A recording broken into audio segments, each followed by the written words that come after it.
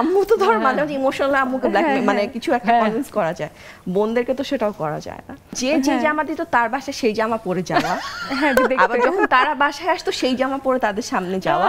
শবনম ফারিয়া আপুর ছোটবেলা কোথায় কেটেছে? ঢাকায়? না, আমার ছোটবেলা কেটেছে ঢাকার বাইরে। আমার বাবা সরকারি কর্মকর্তা ছিলেন। তো বাবার যখন যেখানে পোস্টিং থাকতো সেখানেই আমি থাকতাম আমার বাবা মার সাথে। মফস্বলে যেটা হয় খুব অল্প কজন অফিসার থাকে, 4-5 জন অফিসার থাকে, টিএনও টিএইচ এরকম। তো তাদের মধ্যে আবার খুব স্ট্রং কমিউনিটি থাকে, কারণ এর বাসায় আজকে হয়তো সকালে ব্রেকফাস্টের দাওয়াত, এর বাসায় লাঞ্চের দাওয়াত, ওই বাসায় ডিনারের দাওয়াত, আর প্রচুর গিফট পেতাম। আর আমি তো বাসা সবার ছোট, আমার বড় 2 বোন আছে, চাচা ফুপু সবাই, তো প্রচুর গিফট পেতাম এবং প্রচুর আদরও।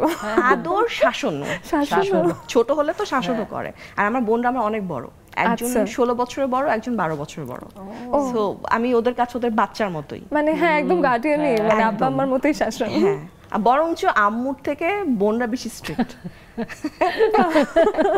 আম্মু তো ধর মাঝে মাঝে ইমোশনাল আম্মুকে ব্ল্যাকমেল মানে কিছু একটা কনভিন্স করা যায়, বোনদেরকে তো সেটাও করা যায় না।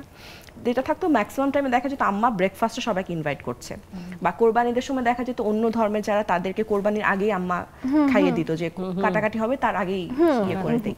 তো ওইটা যেটা হতো সবাইকে গিয়ে সালাম দেয়া, ঈদ মোবারক বলা, মানে এটা একদম রোবট সালাম আঙ্কেল ঈদ মোবারক, এই যেটা ছিল মানে ধরো 100 জনকে বলতে হচ্ছে সেম জিনিস সেম মুডে।